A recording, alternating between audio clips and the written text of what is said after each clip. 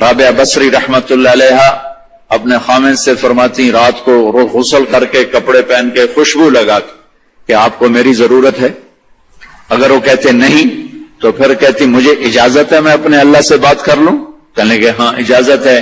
پھر ساری رات سجدے میں گزر جاتی تھی اور نفلوں میں گزر جاتی تھی اور رونے دھونے میں گزر جاتی تھی. جوانی میں فوت ہو گئی 40 سال کی عمر میں. جب ان کا انتقال ہوا تو ایک خادمہ ساتھ تھی، اس سے فرمانے لگی دیکھو میں جب مر جاؤں نا تو مجھے راتوں رات دفن کرنا ہے اور جس کرتے میں تہجد پڑھتی تھی وہ مجھے کفن دینا ہے اور کسی کو بتانا نہیں. تو اگلے دن وہ خواب میں ملی اسی خادمہ کو. ان کا ماں جی آپ کے ساتھ کیا ہوا؟ کہا منکر نکیر آئے تھے قبر میں، مجھ سے کہنے لگے من رب کی، تیرا رب کون ہے؟ تو میں نے کہا سبحان اللہ، 40 سال جسے نہ بھلا سکی 4 رات زمین کے اندر آ کے اسے بھول جاؤں گی. تو منکر نکیر کہنے لگے چلو اس کا حساب کیا لینا. تو انہوں نے بڑی خوبصورت پوشاک پہنی ہوئی تھی. کہا آپ کا تو کفن وہ تہجد والا کرتا تھا، یہ سبز ریشم کہاں سے آ گیا؟ کہ یہ سبز ریشم مجھے اللہ نے پہنایا ہے اور تہجد کا کرتا لپیٹ کے رکھ دیا گیا ہے. قیامت کا دن میرے اعمال کے اندر اس سے بھی تولا جائے گا، میرا وہ کرتا بھی تولا جائے گا جس میں وہ تہجد پڑھا کرتی تھی.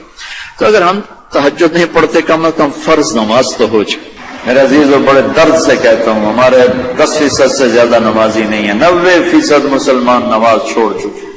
جب آدمی سجدے میں سر رکھتا ہے تو اللہ کی قسم تحت الثری تک زمین ٹھنڈی ہو جاتی اور زمین کے دوسرے ٹکڑوں پر فخر کرتے کہ دیکھو میرے اوپر سبحان ربی اعلی کے نغمے گائے گئے ہیں اور میرے اوپر اللہ کو یاد کرنے والے کا ماتھا آ کے ٹکا ہے. میں آپ سب بچوں کی، آپ کے اساتذہ کی محنت کرتا ہوں کہ آپ کا پیشہ بڑا عالیشان پیشہ ہے. آپ تاجر نہ بنو، ڈاکٹر بنو. آپ بچوں سے بچیوں سے بھی کہتا ہوں اگر اللہ کل کو تمہاری چلا دے میڈیکل تو تاجر نہ بننا، ڈاکٹر بننا. مسیحا بننا، ظالم نہ بننا، پتھر دل نہ بننا کہ آنے والے کی ہائے تمہیں رولانے کے بجائے مزید پیسے بنانے کے لیے کھڑا کر دے. ایسا نہ کرنا اللہ کے واسطے. ورنہ میرا یہ دیش کبھی بھی زوال سے نہیں نکل سکتا. ہم نے ایٹمی طاقت بن کے دیکھا لیکن ذلت کے پستیوں میں اور آگے چلے گئے اور نیچے چلے گئے. نماز نہ چھوڑو، کسی حال میں نہ چھوڑو. تمہاری کلاس چل رہی ہے، کلاس کے بعد جا کے پڑھو. آپ کلینک میں بیٹھے ہوئے ہیں، آپ دیکھ رہے ہیں کہ بھائی میں شاید مسجد میں جانے میں مجھے مشکل پیش آئی، فارغ ہو کر اپنے کلینک میں نماز کی جگہ بنائیں. اللہ کے سامنے سب رکھنا. آپ گھر میں ہیں نماز. عبد اللطیف صاحب بڑے اللہ والے تھے، ہم ان کے پاس بیٹھے ہوئے تھے. 2 آدمی آ گئے تو ایک نے آ کر، یہ کوئی 30-40 سال پرانی بات ہے لیکن مجھے یاد اس طرح رہے گی کہ اس کا ایکشن، اس کی دعا، ان بزرگوں کا جواب وہ ایسا عجیب سا تھا کہ وہ آج تک نقشہ میرے ذہن میں فکس ہو گیا. ان کی داڑھی تھی چھوٹی، سر پہ ٹوپی تھی خاکی رنگ کی اور بڑا چشمہ تھا، یوں ایسے کر کے چوڑا چشمہ تھا. آ کر کہنے لگے حضرت جی دعا کرو اللہ رزق حلال دے تے بہتا سارا دے، یوں ہاتھ پھیلائے اللہ تعالیٰ رزق حلال دے بہتا سارا دے. انہوں نے بڑے پولے منہ سے کہا حلال تھا تھوڑا ہی لبو. وہ ایسے انہوں نے بے ساختہ حلال تھا تھوڑا ہی لبو. وہ میرے اندر راسخ ہو گئی یہ بات. ڈاکٹر ہو، تاجر ہو، وکیل ہو، انجینئر ہو، زمیندار ہو، کاشتکار ہو، صنعتکار ہو، حلال حرام کے مقابلے میں تھوڑا رہے گا اور شیطان دکھاتا رہے گا دیکھو دیکھو دیکھو بڑے زبردست ہے. نہیں، روکنا ہے کہ ایک دن اللہ کے سامنے بھی کھڑے ہونا ہے. اگر یہ مریض کل کو قیامت کے دن زاہد کا گریبان پکڑ کے کھڑے ہو گیا یا اللہ میری تو 5 روپے کی دوائی سے بھی کام چل سکتا تھا، اس نے 100 روپے کی گولی لے کر دی، تو پوچھ اس سے، تو کیا جواب دو گے؟ اس نے اگرچہ یہ ایسا نہیں کرتا مجھے پتا ہے اس لیے میں نے اس کا نام لیا ہے، تو کیا جواب دے گا وہ؟ تو دوسری بتائی کلو من الطیبات، حلال کھانا ہے حرام نہیں کھانا. پھر تیسرا کھانے کا اصول بتایا کلو واشربوا ولا تسرفوا، کھاؤ بھی صحیح پیو بھی صحیح پر پیٹ بھر کے نہ کھانا ورنہ بیماریوں کا شکار ہوتے رہو. تو نا کھانا گوشت روٹی چاول سیڑھی تباہی پھیر دیتے. کم از کم اب ڈاکٹر تو اچھا نمونہ پیش کرو. تو پہلا اصول بتایا ہے انسان اچھا کامل نمونہ کب بنتا ہے؟ صحت اچھی. صحت اچھی کیسے ہوتی ہے؟ غذا صحیح. غذا زیتون کڑوا ہوتا ہے، انجیر میٹھی ہوتی ہے. تو ایک بدو نے یہ آیت سنی، کہنے لگا یار یہ اللہ تعالیٰ قسم اٹھا رہا ہے، انجیر کی قسم زیتون کی قسم، یہ کوئی بڑی مزدار چیز ہوگی میں کھاتا ہوں. تو اس نے انجیر کھائی، انجیر تو واقعی مزدار ہوتی ہے. کہنے لگا بھائی واقعی اللہ نے صحیح قسم اٹھائی ہے. پھر زیتون کھایا، زیتون کڑوا ہوتا ہے. تو کہنے لگا لگتا ہے اللہ تعالیٰ نے چکھے بغیر ہی قسم اٹھا دی ہے اس کی. والتین والزیتون. تو میں آپ سب سے، بچوں سے، بچیوں سے، ڈاکٹروں سے کہتا ہوں اپنی غذاؤں کو، بیکری سے باہر آؤ، بیکریوں سے نکلو، بسکٹوں سے، پیسٹریوں سے، کیک سے، سموسے، پکوڑے. اپنے نبی کا چارٹ پڑھو، میرے نبی کیسے کھاتے تھے، کیا کھاتے تھے. کم از کم اس سے راستہ مل جائے گا. وہ غذائیں تو ہم نہیں کھا سکتے لیکن کم از کم ہمیں راستہ تو ملے. کبھی آپ نے بھنا ہوا گوشت زندگی بھر نہیں کھایا. بھنا ہوا گوشت ہماری کڑھائیوں سے سارا بازار بھرا پڑا ہے. زندگی بھر بھنا ہوا گوشت نہیں کھایا، اور گوشت کھایا تو صرف گوشت ہی کھایا. اور آپ کو گوشت میں بکری کی دستی پسند تھی، اگلا حصہ گردن کا گوشت پسند تھا، دستی کا گوشت پسند تھا. عبید رضی اللہ تعالیٰ عنہ باورچی تھے، وہ دیگ چڑھائے ہوئے کھڑے تھے.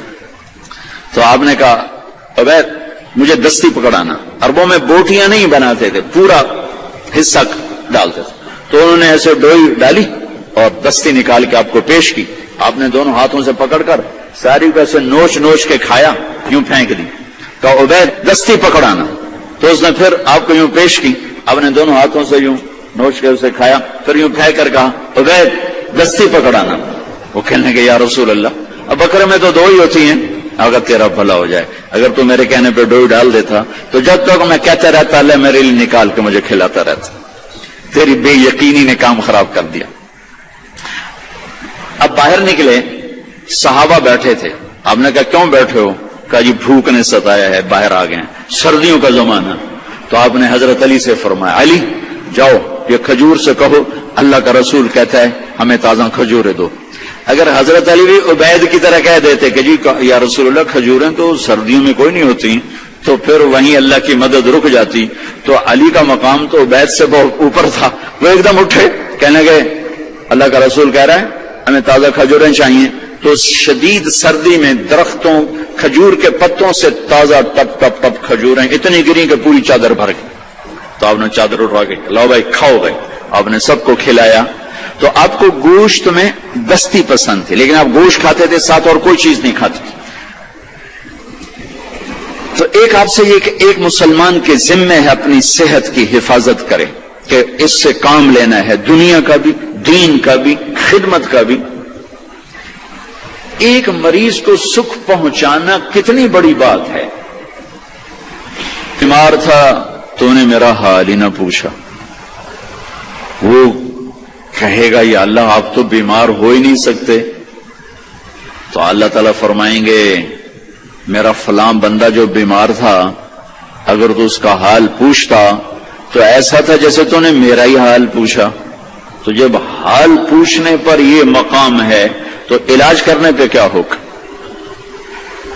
کسی کو سکھ پہنچانے پہ کیا ہوگا، صرف حال پوچھنے پر. اور کیا کہا فلاں بندہ، یہی نہیں کہا میرا مومن بندہ، متقی بندہ، نیک عورت، اچھی عورت، فلاں بندہ بندی. کوئی ہندو، سکھ، دہری، عیسائی، مسلمان، کافر، مشرک بیمار تھا حال پوچھتے. ایک یہودی بچہ آپ کی خدمت میں آیا کرتا تھا، کچھ دن نہیں آیا. آپ نے کہا وہ بچہ کہاں ہے؟ کہا جی بیمار ہے. کہا چلو اس کا حال پوچھیں. 7 میل پیدل چل کے گئے اس کا حال پوچھنے. ہم اپنے بھائی کا حال نہیں پوچھنے جاتے. تو میرے عزیزو ایک چارٹ ہے اس جسم کا، اس کو وہ دینا جو اللہ اس کا رسول کہتا ہے. پھر دوسرا ہے جسم کے ساتھ روح کا، روح باقی رہتی ہے، جسم مٹی میں مل کے خاک ہو جاتا ہے، صفر ہو جاتا ہے. اس کی غذا 2 چیزیں ہیں، بطور سینین وهذا البلد الامین وطور سینین وهذا البلد الامین، اور مجھے قسم ہے طور سینین کی، یعنی جہاں تورات اتری، وهذا البلد الامین، اور مجھے قسم ہے اس مکہ کے امن و امانت والے شہر کی جہاں قرآن اترا۔ تو دو جگہوں کا تعلق روح کے ساتھ ہے، ان کو بعد میں ذکر کیا ہے، ایک طور سینا جہاں پہلی کتاب تورات اتری، اور ایک مکہ جہاں آخری کتاب قرآن اترا۔ اب جیسے غذاؤں میں تو دو چیزیں ذکر کی ہیں، دونوں کی ضرورت ہے، پھل بھی کھاؤ، روٹی بھی کھاؤ، چاول بھی، ہر شے کھاؤ، اگر کوئی مرض نہیں ہر شے کھاؤ، لیکن احتیاط سے کھاؤ، پیٹ بھر کے نہ کھاؤ، کہ میرے نبی کو انتہائی ناپسند تھا یہ، ساری زندگی آپ نے ایک وقت کھانا کھایا، دو وقت کبھی نہیں کھایا، اگلے وقت میں تھا بھی تو چھوڑ دیتے تھے، نہیں کھاتے تھے، اور پیٹ بھر کے کبھی نہیں کھایا ہے۔ تو دو چیزیں طور سینین اور بلد الامین، اس میں ہمیں اب ایک کی ضرورت ہے، دوسرے کی نہیں۔ طور سینا میں تورات اتری، اور تورات قرآن میں اتر گئی کہ میرے نبی نے کہا اوتیت المثانی مکان التورات، مجھے تورات کے بدلے میں سورۃ فاتحہ مل گئی ہے، تو تورات آ گئی قرآن میں۔ والمائدۃ مکان الانجیل، اور انجیل کے بدلے میں سورہ مائدہ مل گئی ہے۔ والحوامیم مکان الزبور، اور زبور کے بدلے میں حامیم مل گئی ہیں۔ وفضلت بالمفصلات، اور باقی قرآن کے ذریعے سے مجھے عزت ملی ہے۔ دوسری چیز جس کی یہ ڈاکٹرز کو، لیڈی ڈاکٹرز کو، ایک تاجر کو، ایک صنعتکار کو، ایک افسر کو ضرورت ہے، وہ قرآن ہے، جو ہمارے روح کی غذا ہے، کہ قرآن سے آشنائی کے قرآن کیا کہتا ہے۔ یہ اللہ کا پیغام ہے، ھذا بلاغ للناس، لوگوں تک پہنچانے کے لیے ہے، اور اس کو اللہ تعالیٰ نے شفاء لما فی الصدور، یہ دلوں کی شفا ہے، ہدی ورحمۃ للمؤمنین، ایمان والوں کے لیے ہدایت بھی ہے اور رحمت بھی ہے۔ ان ھذا القرآن یہدی للتی ہی اقوم، یہ سیدھا راستہ بھی بتاتا ہے۔ یہ وہ کتاب ہے جس کا ٹائٹل ہے لا ریب فی، ساری دنیا کے دانشور جو مرضی لکھیں، کوئی یہ نہیں لکھ سکتا کہ جو کہہ رہا ہوں شخص سے بالا تر ہے۔